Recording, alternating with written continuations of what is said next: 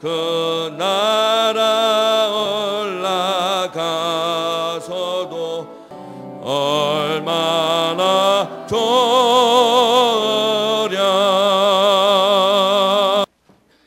오늘도 우리 양쪽에 앞뒤에 있는 분들을 함께 축복하면서 인사하겠습니다. 하나님 은혜가 충만하시기 바랍니다. 사순절 이제 다음 주일이면 종료 주일을 맞이하면서 끝을 맺게 되죠. 오늘은 하나님을 보게 하라라는 제목으로 함께 은혜를 나누겠습니다. 내가 하나님의 아들이냐? 이런 질문이 예수님 앞에 던져집니다. 예수님께서 체포되고 가야바의 법정에서 던져진 예수님의 죄목 가운데 하나입니다. 그런데 이 질문에는 이미 전제된 것이 있습니다. 너는 또는 너 같은 것은 하나님의 아들이 될 수 없어 라고 하는 것입니다. 한껏 예수님을 향해 무시하는 발언을 하고 있던 이들은 바로 대제사장 바리새인 서기관입니다. 이들은 정령코 예수님을 알아볼 수가 없었습니다. 왜냐하면 그것이 하나님의 뜻이었기 때문입니다. 어느 목사님의 글입니다. 선배님을 만났는데 북한을 방문했었던 당시의 이야기를 이렇게 들려주었다는 것입니다. 고위 간부들과 식사를 하는데 그 자리에 김일성 대학의 교수가 합석을 했답니다. 이런저런 이야기가 오가는 중에 대뜸 이렇게 질문을 하더랍니다. 목사님, 하나 물어봅시다. 하나님 봤어요? 안 보이는 하나님을 어떻게 믿어요? 그때 하나님께서 번뜩 지혜를 주시더랍니다. 그래서 이렇게 되물었답니다. 못 본 것은 없는 건가요? 보이지 않는 것과 보이는 것 중에 어느 것이 더 많습니까? 교수님은 할아버님을 봤습니까? 그 할아버지의 할아버지는요? 그 할아버지의 할아버지의 할아버지는요?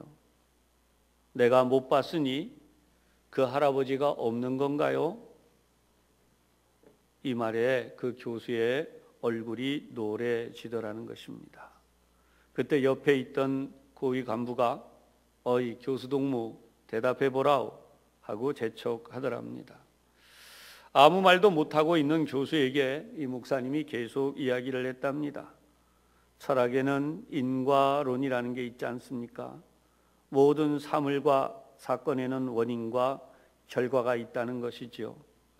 세상에 보이는 모든 것은 안 보이는 것이 그 원인이요, 힘이라는 거죠. 우리 기독교가 이렇게 보이지 않는 힘을 인격이라고 할 때에 그 인격이 바로 하나님이십니다. 그래서 하나님께서 이 세상에 존재하신 이유입니다. 이렇게 답을 했는데 간부가 이야기를 듣더니만 그게 그렇게 되는 거이구만 하고 박수를 치더랍니다.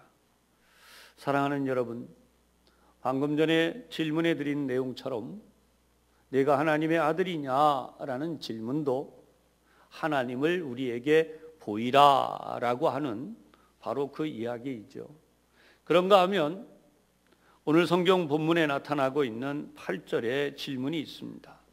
빌립이 이르되 주여 아버지를 우리에게 보여주옵소서 그리하면 족하겠나이다. 이 질문 역시도 조금 다른 방향에서 질문을 했지만 결론은 하나님을 보여달라라고 하는 것입니다. 예수님의 제자로서 그 긴 세월 동안 예수님의 입에서 나오는 말씀과 예수님이 행하시는 기적과 그리고 예수님의 하시는 모든 일들을 체험했음에도 불구하고 그가 하는 말은 바로 하나님을 보여주십시오라고 말하고 있다는 것입니다. 지금처럼 하나님이 보이지 않는데 하나님이 존재하고 있느냐라고 하는 질문이 오늘 예수님이 눈앞에 있음에도 불구하고 예수님에 대한 인간의 시각은 같았다는 것입니다. 대제사장 바리새인 서기관이 너처럼 천한 존재가 하나님의 아들일 수 없다, 더 분명하게 너는 결코 하나님이 아니다 라고 말하고 있는 이 인간의 오만과 교만처럼 예수님의 제자라고 해서 예수님을 따라다니고 있음에도 불구하고 그 예수님의 제자의 입에서조차 예수님에 대하여 하나님을 우리에게 보여주십시오 라고 말하고 있다는 것이죠. 이 부분에 대해 오늘 본문 조금 앞쪽인 7절에서 이 말씀이 있어요. 너희가 나를 알았더라면 내 아버지도 알았으리로다. 이제부터는 너희가 그를 알았고 또 보았느니라. 사실 이러한 질문에 대해서 이 사도 바울이 훗날 빌립보서에서 답변을 분명하게 했어요. 빌립보 2장 5절 이하의 내용입니다. 너희 안에 이 마음을 품으라. 곧 그리스도 예수의 마음이니 그는 근본 하나님의 본체시나 하나님과 동등됨을 취할 것으로 여기지 아니하시고 오히려 자기를 비워 종의 형체를 가지사 사람들과 같이 되셨고 사람의 모양으로 나타나사 자기를 낮추시고 죽기까지 복종하셨으니 곧 십자가에 죽으심이라. 사랑하는 여러분, 사람은 누구나 자기를 드러내기를 원합니다. 크고 작은 일이든 아니면 세상의 어떤 방식으로이든 자기 자신이 얼마나 기여를 했고 대단한 존재이고 분명한 신분이 어떤지를 보여주기를 원한다는 것입니다. 누구라도 이 세상에서 정말 이름 없이 빛도 없이 살다 가는 것은 원하지 않는다는 것이죠. 아무리 작고 보잘것없는 일이라도 내 공로를 세우고 싶은 것이 사람의 마음입니다.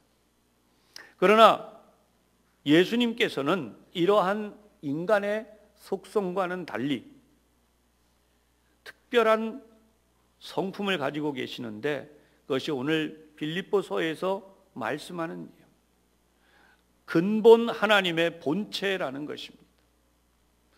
그러나 하나님과 동등하게 생각하지 아니하시고 오히려 자기를 종의 모습으로, 그래서 사람이 되시고 죽기까지 자기 자신을 낮추셔서 사람들을 위한 속죄의 제물이 되심으로 우리를 위해 자기 자신을 주시는 거기까지 섬기셨다는 거예요. 그래서 우리가 바로 이 마음을 품어야 되는데 그것이 바로 예수님의 마음이다라고 빌립보서를 통해서 바울이 우리에게 알려주고 있습니다. 알고 보면 오늘 빌립이 질문한 질문과 빌립보서에 기록된 내용은 동일한 질문이며 답변이 될 수 있습니다. 빌립이 이야기하고 싶은 것은 이거예요. 아버지를 우리에게 보여주옵소서, 그리하면 족하겠나이다 라고 하는 거예요.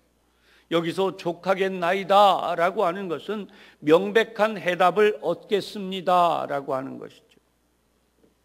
오늘 이 자리에 있는 우리 믿음의 형제들인 우리 교우들은 분명코 이 신앙에 명백히 해답을 받은 줄로 믿습니다. 혹 그렇지 않은 분이 있다면 오늘 이 말씀을 다시 한번 생각하면서 하나님의 은혜 가운데로 들어가시기를 주님의 이름으로 축복합니다. 예수 믿다 보면 이럴 때가 있어요. 하나님이 정말 살아계시냐? 하나님이 정말 살아계시다면 이럴 수 있느냐? 세상 사람들이 질문하는 것과 같은 질문이 우리에게도 생길 때가 있다는 것입니다.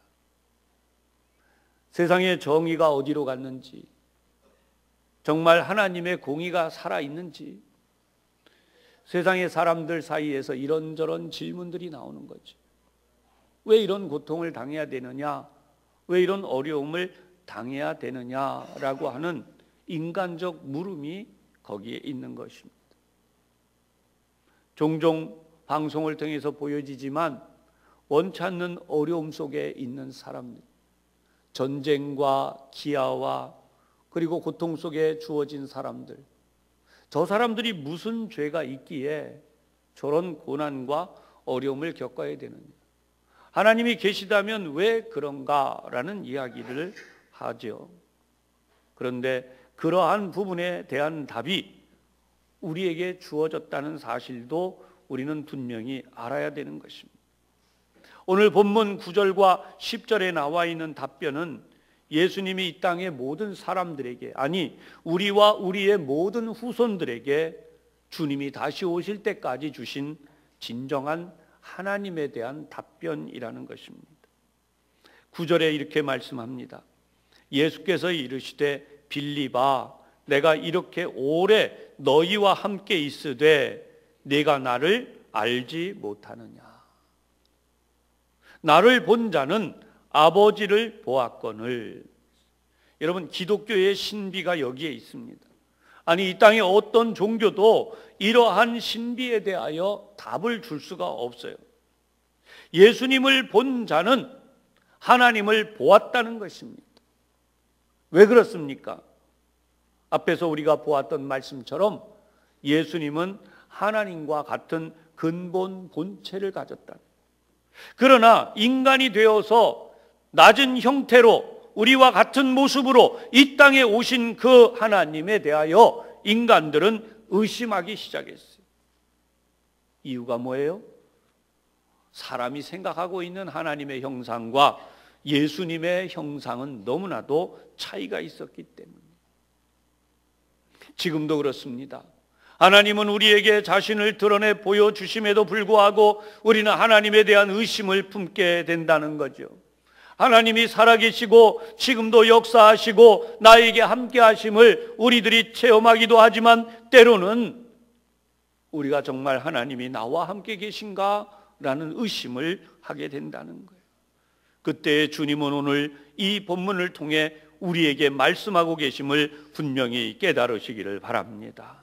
나를 본 자는 아버지를 보았거늘. 오늘도 우리가 신앙생활하는 것은 눈에 보여지는 것으로 하는 것이 아니라는 거예요. 10절의 말씀이 계속됩니다. 내가 아버지 안에 거하고 아버지는 내 안에 계신 것을 네가 믿지 아니하느냐. 여러분, 이 놀라운 신비는 예수님 안에 하나님이 함께 계셨다는 거예요. 그 당시 사람들은 도저히 이 사실을 받아들일 수가 없었습니다. 어떻게 예수님 안에 하나님이 함께 계실 수 있다는 말입니까? 지금도 수많은 배움을 거친 오늘날과 같은 뛰어난 학문을 가진 세상에서도 많이 배운 이들의 입에서 나오는 말이 하나님이 안 계시다는 거예요. 여러분, 요 며칠 전 세상을 떠난 세계적인 물리학자 호킨 박사, 그의 마지막 말까지도 하나님에 대한 고백이 없어요. 같은 시대를 살다 얼마 전 떠난 빌리 그레함 목사님, 분명히 하나님의 복음을 증언하고 이 나라 대한민국에 하나님의 복음을 전하기 위해 찾아와서 우리 민족 복음화를 위해서 부흥 집회를 해주셨던 목사님, 한국을 위해서 참 많은 기도를 했던 목사님이라고. 이 목사님처럼 위대한 인물이 어디 있느냐라고 말할 때에 그 위대함이란 그 사람 자신이 위대한 것이 아니에요. 그 목사님이 가졌던 하나님에 대한 믿음, 예수님에 대한 분명한 신뢰와 믿음의 고백이죠. 우리 흔히 하는 말로 한국 교계를 대표할 만한 목회자가 한경직 목사님을 비롯한 그런 어른들이 또 있느냐라는 질문을, 무엇이 그분들로 하여금 이런 이야기가 되게 했을까요? 그것은 바로 하나님에 대한 분명한 믿음입니다. 예수님에 대한 확고한 믿음을 가질 때에 우리는 이 세상에서 하나님의 살아계심을 체험하게 되는 것이죠. 그래서 오늘 본문 10절에 계속 예수님은 이렇게 말씀하세요. 내가 너희에게 이르는 말은 스스로 하는 것이 아니라 아버지께서 내 안에 계셔서 그의 일을 하시는 것이라. 아멘. 여러분, 하나님이 예수님 안에 계셔서 하나님이 하시려는 일을 예수님을 통해서 하신다는 거예요. 이 사실을 깨닫지 못하고 있는 이들에게 오늘 성경 본문 14장 조금 앞쪽인 13장 7절에서 이미 이렇게 말씀하셨어요. 예수께서 대답하여 가라사대 나의 하는 것을 네가 이제는 알지 못하나 이후에는 알리라. 아멘. 예수님은 하나님이십니다. 따라서 우리 주님이신 예수님보다 귀한 존재는 없습니다. 할렐루야. 기독교 교리 가운데 삼위일체 교리가 바로 오늘 본문을 통해서 우리에게 전달되는 것이죠. 세계 기독교 교회 지도자들이 모여서 초대교회로부터 계속해서 논쟁해 왔던 문제 중에 하나가 바로 이 예수님이 어떻게 하나님이냐라고 하는 것이고, 하나님 안에 어떻게 예수님이 계시고 예수님 안에 어떻게 하나님이 계실 수 있느냐라고 하는 논쟁입니다. 사실 알고 보면 세계 교회사에, 아니 세계 종교 가운데 이런 독특한 교리는 없어요. 그런 의미에서 오늘 우리는 예수님에 대하여 명백히 몇 가지를 알고 가야 합니다. 첫 번째가 뭐냐 하면 예수 그리스도는 창조하시는 하나님이라는 사실이에요. 히브리서 1장 10절에 보면 주께서 땅에 기초를 두셨으며 하늘도 주의 손으로 지으신 바라. 요한복음 1장 3절에도 만물이 그로 말미암아 지은 바 되었으니 지은 것이 하나도 그가 없이는 된 것이 없느니라. 골로새서 1장 16절에도 만물이 그에게서 창조되되 하늘과 땅에서 보이는 것들과 보이지 않는 것들과 혹은 왕권들이나 주권들이나 통치자들이나 권세들이나 만물이 다 그로 말미암고 그를 위하여 창조되었다라고 말씀해요. 사랑하는 여러분, 앞에서 말씀드린 초대교회로부터 이어진 교회의 이 논쟁은 마침내 주후 326년에 니케아 공의회라고 하는 곳에서 삼위일체 교리를 드디어 공개하고 선포하게 됩니다. 어떻게 사람이 이것을 믿을 수 있느냐라고 하는 거예요. 히브리서 1장 3절에는 이 부분을 더 정확하게 설명해요. 이는 하나님의 영광의 광채시요 그 본체의 형상이시라. 아멘. 예수님은 바로 하나님이시라는 거예요. 그래서 이 세상을 창조하실 뿐만 아니라 두 번째 중요한 사실은 예수 그리스도는 만물을 보존하시고 운영하고 계시다는 거예요. 계속 히브리서 1장 3절 이하의 말씀을 보면 이렇게 나와요. 그의 능력의 말씀으로 만물을 붙드시며, 그의 능력의 말씀으로 만물을 붙드시며 죄를 정결하게 하는 일을 하시고 높은 곳에 계신 지극히 크신 이의 우편에 앉으셨느니라. 이 만물을 보존하실 뿐만 아니라 인간으로 하여금 죄를 깨닫게 하시고 죄를 사하시는 분이 바로 우리 주님이시다라고 하는 거죠. 예수님이 가지신 권세 가운데 가장 큰 것은 바로 인간의 죄를 사하시는 거예요. 사랑하는 여러분, 우리는 이 땅에 사는 동안 굉장히 우리의 삶에 집착을 가지는 본능을 가지고 있습니다. 모든 생물체의 본능이죠. 그런데 인간에게 이러한 본능으로서 살고 있는 이 삶 속에 특별하게 하는 것이 있어요. 그것은 바로 인간이 하나님을 알 수 있다는 것입니다. 로마서를 보면 인간의 마음 속에는 하나님을 알 만한 것이 있다는 거예요. 그래서 이 땅에 살고 있는 사람은 무신론자라 할지라도 그가 바라고 있는 한 가지가 있어요. 내가 뭔가 이 땅에 내 이름이라도 남기고 싶은 거예요. 아니, 나 다 필요 없어. 그냥 난 조용히 사라지면 돼. 라고 하는 사람들이 과연 몇 명이나 있냐는 거예요. 인간과 짐승의 커다란 차이는, 여러분 혹 동물의 왕국을 비롯한 이런 다큐멘터리를 보신 적이 있다면 분명히 알 수 있는 것이 하나 있어요. 밀림의 제왕이라고 하는 사자가 강력한 통치력을 발휘하는 동안에는 그가 위험이 있어 보이지만, 그러나 그의 시절이 다 가고 나이가 들어서 더 이상 기력을 쓸 수 없게 됐을 때에는 그보다 더 하위 계급에 속하는 하이에나와 같은 짐승에게 먹이가 되고 말아요. 그리고 난 뒤에는 아무도 그 사자의 이름을 기억하는 이가 없죠. 그러나 여러분, 사람들은 어떻습니까? 오늘도 이 땅에 사는 수많은 사람들이 이 생명이 다하고 이 육신을 벗을 때에 그 이름을 남기려고 하잖아요. 비석을 만들어 세우고, 최근에는 비석을 만들어 세우질 않아도 허다못해 납골 땅을 하고, 그 납골 땅마저도 안 할 때에는 어떻게 합니까? 나무 밑에 심어놓고 이렇게까지 얘기하잖아요. 저 나무가 자라는데 저 나무가 우리 부모님이다. 심지어 내 아내요, 내 남편이요, 이렇게 생각하려고. 어떻게 나무가 그렇게 되겠습니까마는 적어도 그 나무가 자라는 생명 속에 그렇게 그런 일이 일어난다라고까지 믿고 싶어하는 것이죠. 그런데 알고 보면 인간의 비밀을 모르고 있다는 거예요. 인간은 하나님을 아는 존재라는 거예요. 하나님의 생명이 인간에게 어떻게 중요하게 작용하고 있는지를 전혀 모르기 때문에 이러한 어리석은 일을 하게 되는 것입니다.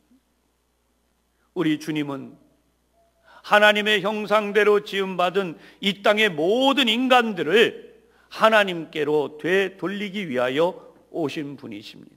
할렐루야. 하나님의 형상대로 지음받은 인간은 이렇게 살다가 끝나는 존재가 아니라 다시 하나님의 거룩한 형상을 회복하여 영원토록 하나님과 하나 되어 살아가게 하는 비밀을 안게 된 것이죠. 오늘 분명히 주님이 말씀하시기를 아버지가 내 안에, 내가 아버지 안에 있다고 하는 사실을 명백히 말씀하신 것처럼 마지막 날에 우리가 하나님 안에, 하나님이 우리 안에 거하시는 이 놀라운 은혜를 지금도 체험하지만 그 영원한 하나님의 나라에서 언제까지나 체험하며 살게 될 것이라는 것입니다. 사랑하는 여러분, 예수님은 오늘도 우리의 생명을 주장하셔서 만물을 보존하시듯 우리의 생명을 보존하고 계심을 믿으시기를 바랍니다. 주님은 어떻게 우리의 생명을 보존하실까요? 사랑하는 여러분, 최근에 병원에서 의사들을 통하여 밝혀지는 이야기가 있습니다. 그건 뭐냐면, 논문에 의사들이 다 발표하는 내용이니까요. 우리 몸은 끊임없는 세포 분열을 한다는 거예요.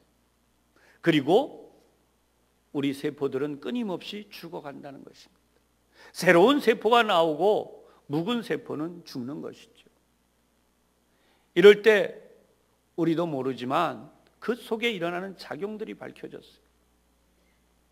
미토콘드리아라고 하는 세포 속의 중요한 부분이 계속해서 분열을 해요. 거기에 또 작용하는 정보가 있는데 텔로미디어라고 하는 그런 정보가 계속해서 세포를 분열하게 합니다. 그런데 놀랍게도 이 세포 중에 죽지 않고 남아서 계속 있는 세포가 암으로 발전하는, 하나님은 계속해서 우리에게 새로운 창조를 이루어가고 계시다는 것을 바로 이런 의학적인 분야에서도 밝혀주고 계시는 것이죠. 마찬가지로 하나님은 지금 우리의 생명을 계속해서 보존하셔서 하나님 앞에 이를 때까지 우리를 지키시고 보호하시는데 여기에 대단히 영적인 부분이 남아있어요. 여러분, 그것이 바로 죄의 문제입니다.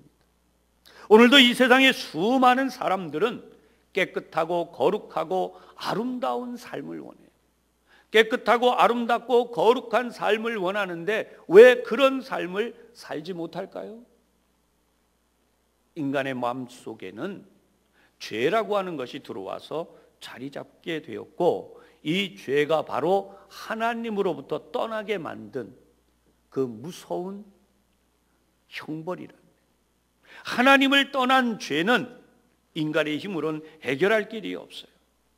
그래서 이 죄를 깨닫게 하시는 분이 예수님이요, 이 죄를 사하시는 분이 바로 예수님이신 것입니다. 마가복음 2장에도 누가복음 7장에도 나타나는 이 내용은 예수님이 이 땅에서 죄를 사하는 권세를 가지셨어요. 우리는 죄가 사람들의 기억에서 잊혀지거나 눈앞에 안 보이면 없는 것으로 압니다. 여러분, 이미 방송에도 나오지만 얼마나 많은 사람들이 자기의 부끄러움을 누가 잊어주기를 바라고 사람들 앞에 드러나지 않기를 바라는지 몰라요. 그런데 이 많은 일들은 우리 머릿속에서 잊혀졌거나 사람들의 눈에 보여지지 않았다고 해서 없는 것이 아니에요. 죄라고 하는 것은 언제까지나 존재한다는 거예요. 그리고 이 죄는 인간을 결국은 파괴하게 만들고 말아요. 이 죄의 위력은 하나님을 떠나게 하고 하나님을 거역하게 하고 인간으로 하여금 파멸에 이르게 한다는 것입니다. 이렇게 되지 않게 하기 위하여 우리가 할 수 있는 방법이 없어요. 그래서 하나님께서는 독생자 예수님을 이 땅에 보내셔서 하나님 자신이 직접 인간을 위하여 속죄의 일을 하게 하신 것이 바로 십자가의 사건이며, 이러한 하나님의 십자가의 사건을 우리가 다시 한번 되새기고 기념하는 기간이 사순절 기간이죠.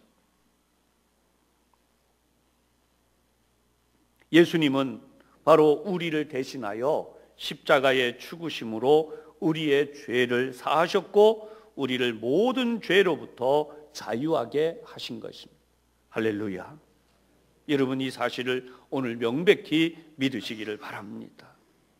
그러므로 예수님을 통하여 우리에게 주어진 놀라운 복이 있는데, 그것은 바로 죽은 우리의 육신까지도 다시 살리심으로써 하나님은 우리의 죽음을 이기고 승리하게 하시는 것.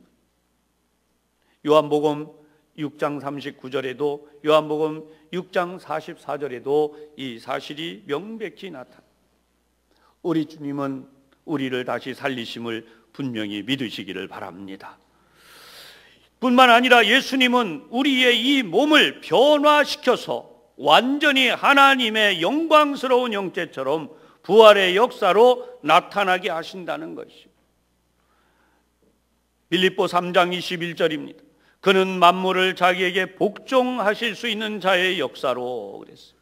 자기 스스로 이 땅에 복종의 역사를 이루신 것처럼 우리의 낮은 몸을 자기 몸의 형체와 같이 변하게 하시리라. 아멘. 여러분, 우리가 변화되는 것은 예수님의 이 역사 때문에, 우리는 이제 영원히 멸망받아 죽는 존재로 흙 속에서 끝나는 존재가 아니라는 거예요.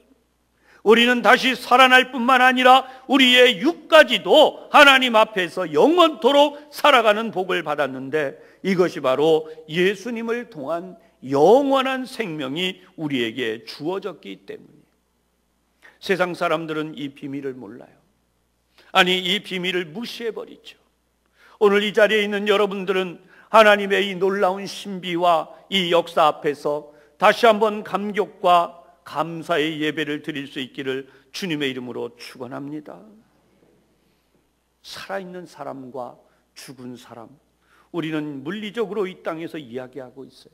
그러나 성경은 하나님을 아는 자와 하나님을 모르는 자로 구분하고, 나아가서 하나님을 믿는 자와 하나님을 믿지 않는 자로 구분합니다.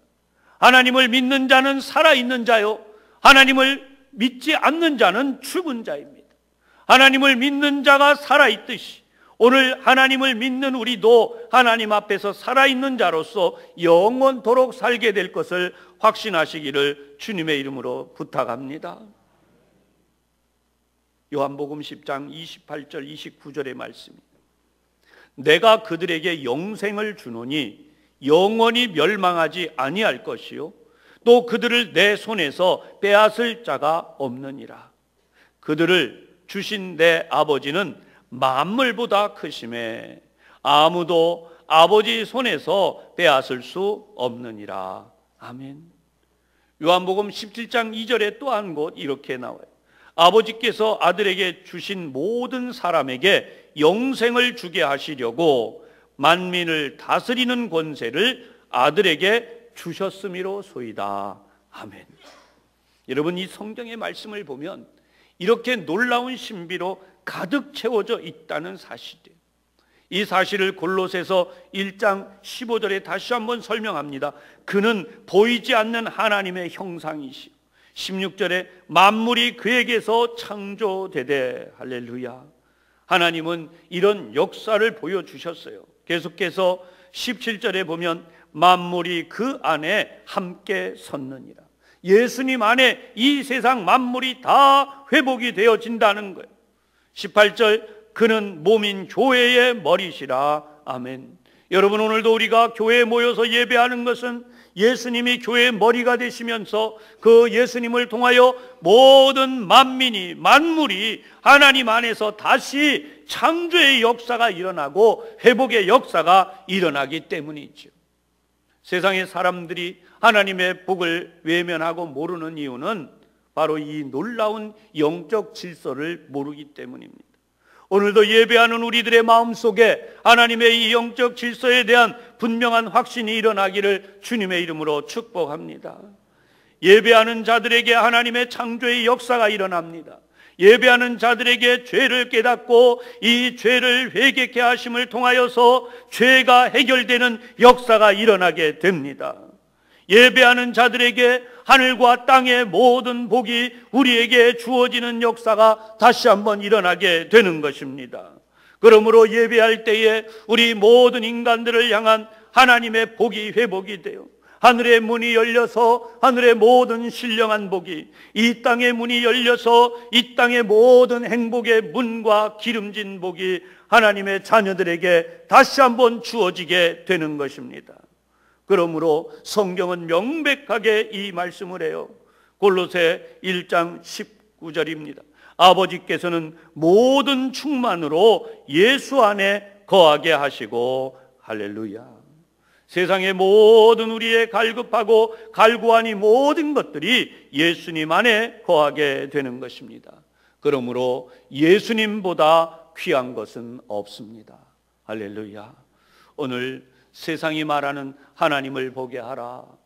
예수 그리스도 그분이 우리의 하나님이신 것과 예수님을 통하여 하나님의 완전하심이 나타나셨음을 우리 모두 기억하고 이 사순절 기간 우리의 더 분명한 믿음이, 우리의 더 분명한 예배와 그리고 우리에게 주신 하나님의 놀라운 복의 역사들이 더 아름답게 이루어지는 기간이 되시기를 주님의 이름으로 축원합니다.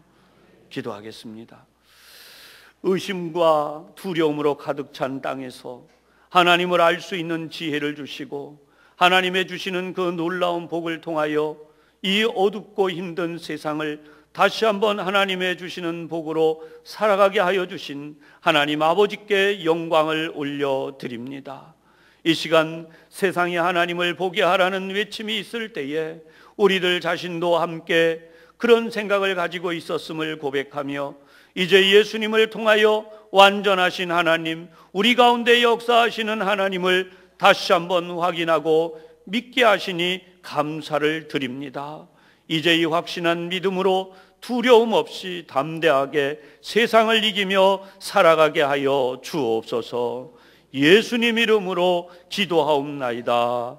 아멘.